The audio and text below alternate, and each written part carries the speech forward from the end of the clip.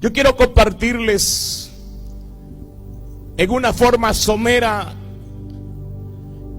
parte de la cronología de mi vida, de mi historia, de mi testimonio. Al ser honestos, me cuesta hablar de mi vida, me es muy difícil. Muchas veces he querido dejar de dar mi testimonio. Inclusive cuando murió mi padre, yo había hecho, puedo decir, quizás un pacto a la ligera de no volver a dar mi testimonio. Es muy doloroso recordar cosas que uno ya no quiere recordar. Pero trataré con ayuda de Dios de hablar no de lo que yo fui, sino de lo que Dios ha hecho en mi vida para cambiar mi manera de ser. Soy de origen guatemalteco. Nací en una ciudad del oriente de Guatemala llamada Zacapa y me crié en un departamento vecino llamado Chiquimula. Ahí hice mis estudios hasta cierto grado. Mi familia era como todas las familias. Mi padre y mi madre procrearon 4 hijos. Pero mi padre era el clásico hombre sin Dios, el clásico latinoamericano. Mi padre practicaba la poligamia. Al lado de mi madre tenía otras concubinas. Y ustedes saben que el hombre sin Dios en Latinoamérica erróneamente cree que con eso alimenta su egocentrismo, lo que conocemos como en términos comunes como el clásico machismo. Nosotros éramos unos niños normales, felices, porque no hay cosa más satisfactoria para un niño es ver a sus padres unidos. Ese es el regalo más grande para un niño, ver a su papá y a su mamá juntos. Eso es el regalo más hermoso y alimenta el autoestima, la personalidad del niño. Papá también bebía. Veníamos de una generación de gente de negocios, de empresa. Mis abuelos paternos y maternos habían sido gente empresaria, gente dedicada al mundo de los negocios.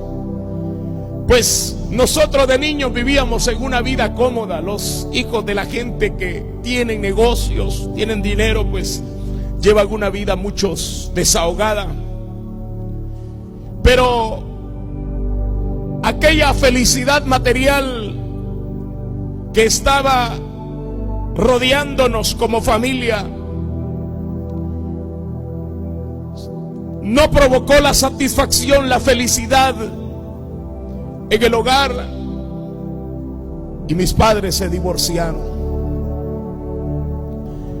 El divorcio quizás es uno de los traumas más dolorosos que hay. Como psicólogo conozco a fondo lo que es la crisis, la depresión. No solamente la pareja, los adultos quedan marcados, pero el efecto colateral del divorcio marca a los hijos para siempre. Eso es para siempre. Mi madre y mi padre se separaron.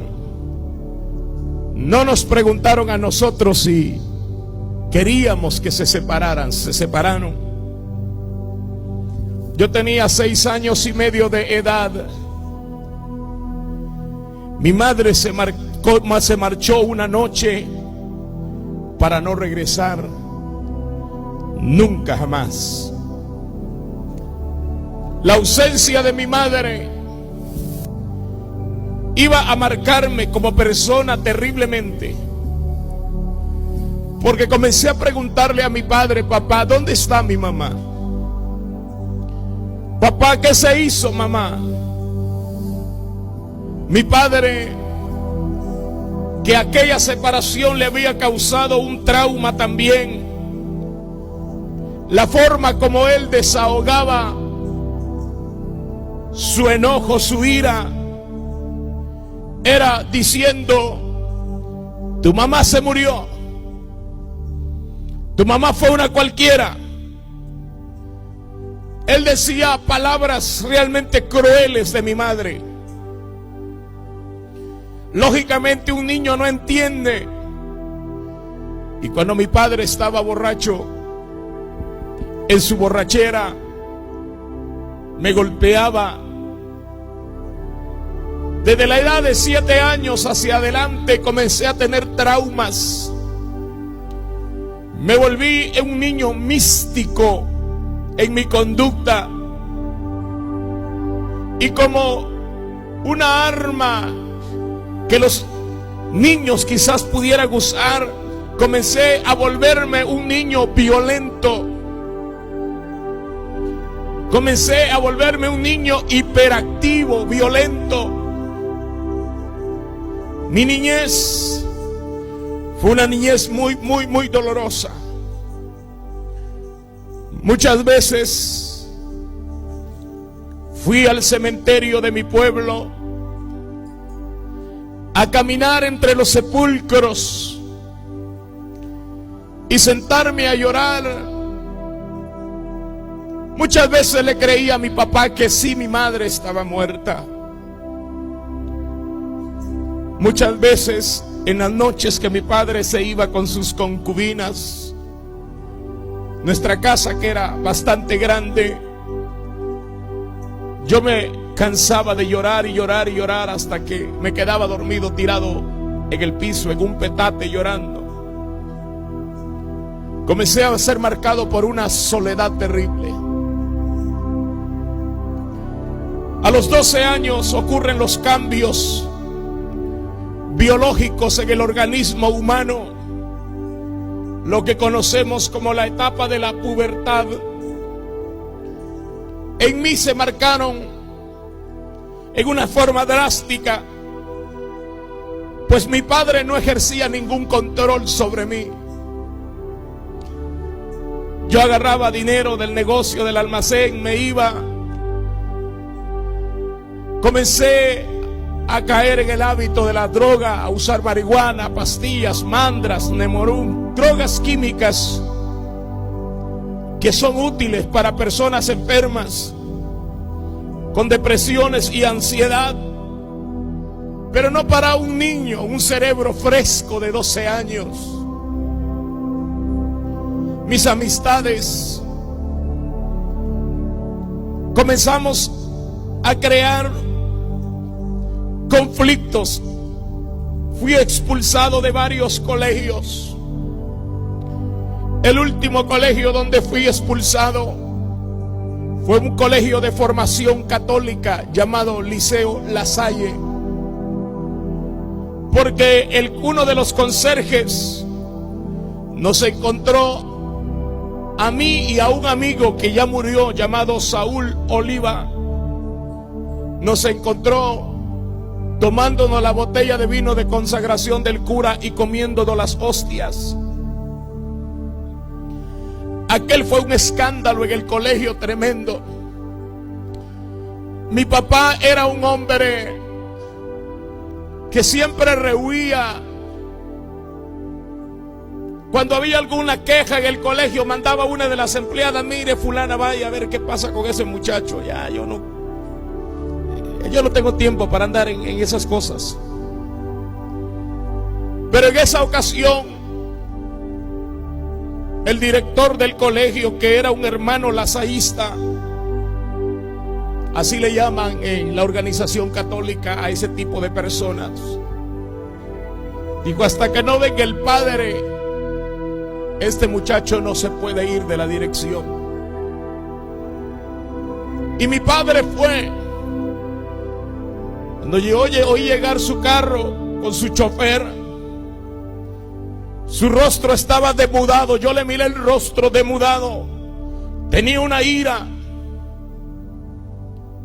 Firmó la carta de expulsión. Y uno de los laicos que servía ahí en el colegio,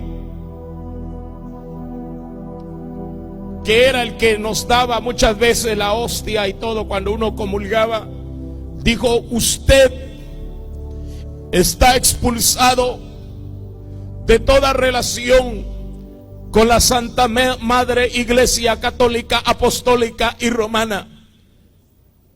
Usted cometió un sacrilegio, usted es un hijo de las tinieblas, de los demonios.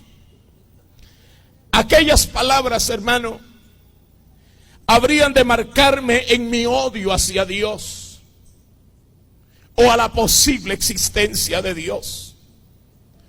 Por eso yo bendigo a Dios, porque en los anales escriturales de la historia de la iglesia tradicional en nuestro continente estaré borrado de su libro, pero hay un libro donde se anotó mi nombre hace 24 años, en el libro eterno de la vida, donde está anotado todo aquel que ha sido lavado, redimido con la sangre preciosa del Cordero. En ese libro glorioso, la Biblia dice en Juan 6:36: todo lo que el Padre me da vendrá a mí, y el que a mí viene, dice el Señor, yo no lo echo fuera. ¿Cuántos dicen gloria al Señor? Denle el aplauso fuerte al Señor.